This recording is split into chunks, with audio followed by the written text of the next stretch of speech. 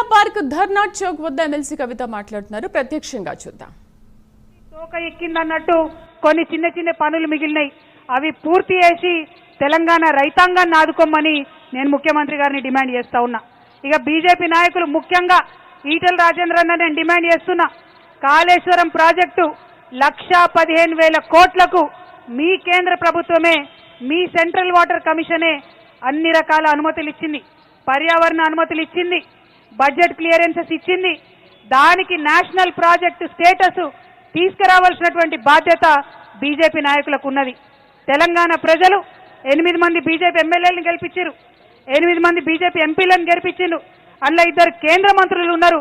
మరి మీరు మీ బాధ్యతగా తెలంగాణ ప్రజల కోసం కాళేశ్వరం ప్రాజెక్టుకి నేషనల్ ప్రాజెక్ట్ హోదా దేవాలని డిమాండ్ చేస్తున్నా.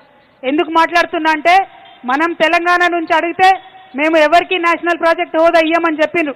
కానీ ఎన్నికలు రాగానే కర్ణాటకలో మాత్రం అప్పర్ భద్రకు నేషనల్ ప్రాజెక్ట్ హోదా ఇచ్చిండ్రు. ఎన్నికలు రాగానే ఉత్తరప్రదేశ్లో కేన్ బేత్వా అనే ప్రాజెక్ట్కి హోదా ఇచ్చిండ్రు. నిజంగానే బీజేపీ నాయకులకు తెలంగాణ పౌరుషం ఉంటే, మీకు చీము నెత్తురు ఉంటే నేషనల్ ప్రాజెక్ట్ హోదా కాళేశ్వరంకు తీసుకొచ్చి తెలంగాణను బతికించాలని చెప్పి నేను డిమాండ్ చేస్తా ఉన్నా. ఇవాళ చంద్రబాబు నాయుడు గారు మన గోదావరిని దోపిడీ చేసుకొని దొంగదారిన తరలించకపోవడానికి ప్రయత్నం చేస్తుంటే, బీజేపీ నాయకులు మాట్లాడకపోతే తెలంగాణ ప్రజలు మిమ్మల్ని ఎన్నటికి కూడా క్షమించరు. ఈ విషయాన్ని కూడా మీరు గమనంలోకి పెట్టుకోవాలి. తక్షణమే కిషన్ రెడ్డి గారు బనకచెర్ల ప్రాజెక్టుని ఆపించాలని కూడా ఈ సందర్భంగా నేను డిమాండ్ చేస్తున్నా. ఈ మాటలు మళ్ళా ఎందుకు చెప్తున్నామంటే, తెలంగాణ ఉద్యమం పుట్టిందే నీటి కోసం. నీళ్లలో నిప్పు పుట్టించి తెలంగాణ రాష్ట్రాన్ని తీసుకొచ్చిన నాయకుడు కేసీఆర్ గారు.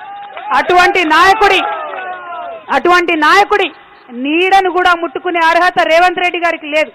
కానీ ఏదో ఒకటి చేయాలి, కేసీఆర్ని బద్నాం చేయాలి, 1,00,000 కోట్లు తిన్నారని ఆగమాగం చేయాలని ప్రయత్నం చేసిరు.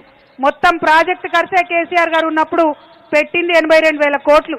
దానిలో 1,00,000 కోట్లు అవినీతి జరిగితే మరి 20 లక్షల ఎకరాలకు నీళ్ళు ఏడికేళ్ళు వచ్చినాయి, ఇన్ని బ్యారేజ్లు ఏడికేళ్ళు వచ్చినాయి, ఇన్ని రిజర్వాయర్లు ఏడికేళ్ళు వచ్చినాయి, ఇన్ని సబ్స్టేషన్లు ఏడికేళ్ళు వచ్చినాయి.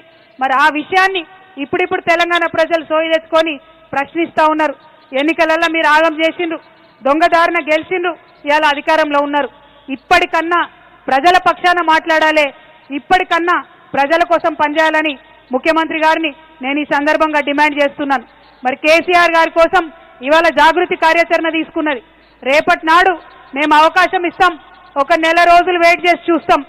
ముఖ్యమంత్రి గారు అపెక్స్ కౌన్సిల్ మీటింగ్ పెట్టాలని కేంద్రానికి ముఖ్యమంత్రి గారే ఉత్తరం రాయాలి, బనకచెర్ల ప్రాజెక్ట్ ఆపమని. కిషన్ రెడ్డి గారే ఉత్తరం రాయాలి, ఈటెల రాజేందర్ గారే ఉత్తరం రాయాలి, మన గోదావరి కాపాడుకోవాలని. ఇవాళ నుంచి నెల రోజుల తర్వాత ఈ 2 జాతీయ పార్టీలు కార్యాచరణ తీసుకోకపోతే గోదావరిని కాపాడుకోవడానికి మళ్ళా ఒకసారి జాగృతి తప్పకుండా ఉద్యమం చేస్తుంది. తప్పకుండా కేంద్ర రాష్ట్ర ప్రభుత్వాల మీద ఉద్యమం చేసి మన హక్కైనటువంటి గోదావరి నీళ్లను మన పొలాలకు మళ్లించడానికి మరొక ఉద్యమం చేపడతామని ఈ సందర్భంగా తెలియజేస్తూ, మరి మా జాగృతి నాయకులు ప్రతి ఒక్కరూ మళ్ళా కేసీఆర్ లెక్క తయారైంది. అందరూ కూడా అద్భుతంగా మాట్లాడుతున్నారు. మా అన్నల కన్నా ఎక్కువ మంచిగా మా అక్క చెల్లెలు కూడా మాట్లాడుతున్నారు. కానీ అందరికీ మాట్లాడే అవకాశం ఇవ్వనందుకు క్షమించాలని కోరుతున్నా.